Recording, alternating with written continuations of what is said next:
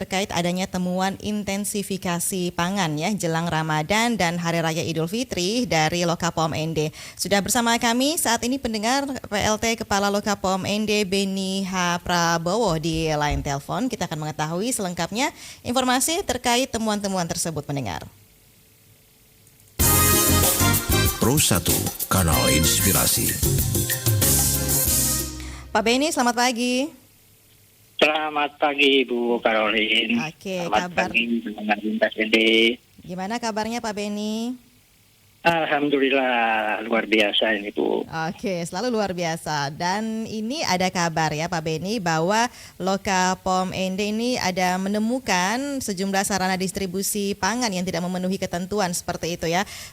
Ini temuannya di mana saja ini Pak Beni, silakan. Ya baik. Selamat pagi semuanya. Baik untuk terkait temuan dalam rangka intensifikasi pangan menjelang Hari Raya Idul Fitri, ini memang kegiatan yang rutin kami Lokapom lakukan setiap Hari Raya, baik Idul Fitri maupun Natal, di tiga kabupaten yang berada di bawah pengawasan kita, yaitu di ND, Nagekeo, dan di Ngada. Oke. Jadi untuk temuan yang kita temukan yaitu sarana pangan yang tidak memenuhi ketentuan itu berada di Kabupaten Nagekeo. Itu kemarin ada 6 sarana yang masih menjual produk-produk yang tidak memenuhi ketentuan. Seperti itu Bu. Yang tidak memenuhi ketentuan itu seperti apa itu misalnya Pak Beni? Baik. Jadi tidak memenuhi ketentuan tersebut, di situ sarana tersebut masih menjual atau mungkin memajang produk-produk yang kadaluarsa dan tidak memiliki izin edar. Jadi terdapat ditemukan oleh petugas produk yang kadaluarsa dan tidak memiliki izin edar yang dipajang di etalase penjualan. Seperti itu Bu. Oke, itu ada berapa banyak itu yang ditemukan atau ada berapa banyak toko ini yang menjadi ini ya temuan di Nagekeo kemarin itu Pak Beni? Ya baik. Untuk temuannya dari 10 sarana yang kita periksa, ada di 6 sarana yang masih ditemukan produk kadaluarsa tersebut. Dari sarana tersebut kita data produk-produk tersebut, apakah ada unsur kesengajaan atau tidak, dan asalnya dari mana, asal produk-produk yang kadaluarsa dan tanpa izin edar tersebut. Dan kita ambil keterangan dari pemilik mengapa produk-produk tersebut masih ada atau dipajang bercampur dengan produk yang sesuai atau yang memenuhi ketentuan. Seperti itu. Oke, jadi ini setelah diidentifikasi dari 6 sarana tersebut, bagaimana nih unsur kesengajaan atau tidak sengaja itu?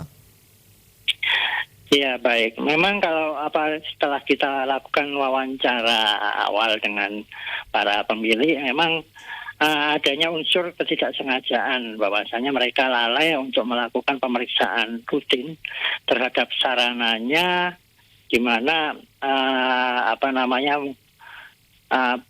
pekerjaan rutin yang mereka lakukan itu kadang membuat mereka lalai untuk melakukan pengecekan terhadap produk-produknya. Oleh karena itu, oleh petugas Lokapom ND beserta tim mereka untuk para pengusaha tersebut kita berikan pembinaan kemarin terlebih dahulu agar melakukan pengecekan rutin dan melakukan pengecekan terhadap nomor izin edar terhadap produk-produk yang mereka jual. Seperti itu. Oke, jadi memang tidak sengaja sepertinya ya, seperti itu, karena kelalaian tadi. Oke, jadi diberi pembinaan. Pembinaannya itu dalam sehari pada saat melakukan pemeriksaan itu ya Pak Beni? Iya benar, kita langsung memberikan pembinaan kepada mereka terkait penyimpanan dan distribusi terhadap barang-barang tersebut Bu. Oke, baik. Nah, Pak Beni, ini kan kegiatan rutin ya atau wajib nih jelang Lebaran atau selama bulan puasa atau bulan Ramadan ini. Nah, ini kan di Nagakeo ada temuan kemarin. Kalau untuk dua kabupaten lainnya ini, Kabupaten Ende dan Kabupaten Ngada, bagaimana? Apakah sudah dilakukan operasi yang sama juga begitu, Pak Beni? Ya, baik. Jadi untuk Kabupaten Ende kita juga sudah melakukan operasi terhadap retail-retail penjual pangan, di mana dilakukan dan di Kabupaten Ende tidak ditemukan adanya pelanggaran. Juga di dua Kabupaten Ende dan Nagakeo juga sudah dilakukan pengecekan terhadap takjil yang dijual untuk berbuka puasa yang biasanya jual di sore hari seperti itu. Untuk Kabupaten Ngada itu baru akan kita laksanakan minggu depan, jadi setelah dilaksanakan di Ende dan Nagakeo seperti itu. Oke, rencananya kapan nih kalau nggak ada? Minggu depan, Bu. Minggu depan. Minggu depan, iya. Oke, ini tadi katanya kalau Ende tidak ada temuan begitu ya, berarti sudah tertib begitu ya untuk para pedagang di Ende, ini sarana-sarana di Ende begitu ya, Pak Beni. Tapi untuk pembinaan masih tetap dilakukan begitu walaupun tidak ada temuan di Kabupaten Ende ini, Pak Beni, atau bagaimana? Iya, benar. Meskipun tidak terdapat temuan di Kabupaten Ende kepada para pengusaha atau pelaku usaha, tetap kita berikan pembinaan terkait para produk-produk yang mereka jual. Kita berikan kata kunci kepada mereka, yaitu untuk pengecekan adanya cek klik, yaitu kepada mereka untuk selalu mengecek kemasan, label, izin edar, dan tanggal kadaluarsa terhadap produk-produk yang dijual. Dan juga kita berpesan kepada para pelaku usaha untuk tetap menjaga kebersihan terhadap sarana-sarana tempat mereka melakukan usaha seperti itu, Bu. Oke, dan itu tidak hanya berlaku untuk para pedagang ya, tapi untuk masyarakat sebagai konsumen ini juga penting ya untuk mengetahui ceklik ini ya, Pak Beni. Iya, benar. Jadi bukan hanya untuk pedagang, ceklik tersebut juga bisa digunakan untuk para konsumen sebelum membeli produk yang akan mereka beli. Jadi kita minta masyarakat juga ikut melakukan partisipasi dalam pengawasan. Jadi sebelum membeli, cek terlebih dahulu kemasan, label, izin edar, dan tanggal kadaluarsa. Sehingga dipastikan produk yang dibeli adalah produk yang aman dan bermutu. Seperti itu. Nah, itu kan kalau untuk produk yang jelas begitu ya, ada tanggal kadaluarsanya, tanggal produksinya. Kalau untuk tadi ada takjil misalnya, ini bagaimana nih cek kelayakan yang bisa dilakukan oleh konsumen ini, Pak Beni? Ya, baik. Untuk takjil memang di dua kabupaten kita ini sudah dilakukan pengujian. Jadi sebanyak 79 sampel kita lakukan pengujian di Kabupaten Ende dan Nagakeo, dan sebanyak 79 sampel tersebut hasilnya adalah memenuhi syarat.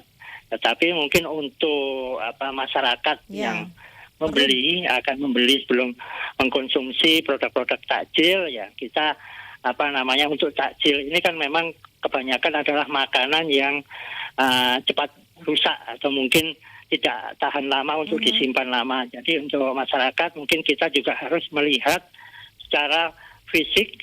Jadi apakah produk-produk makanan tersebut mungkin baunya masih layak, atau mungkin kemudian warnanya yang dijual juga tidak mencolok. Jadi tidak ada indikasi bahwasanya menggunakan pewarna dari tekstil.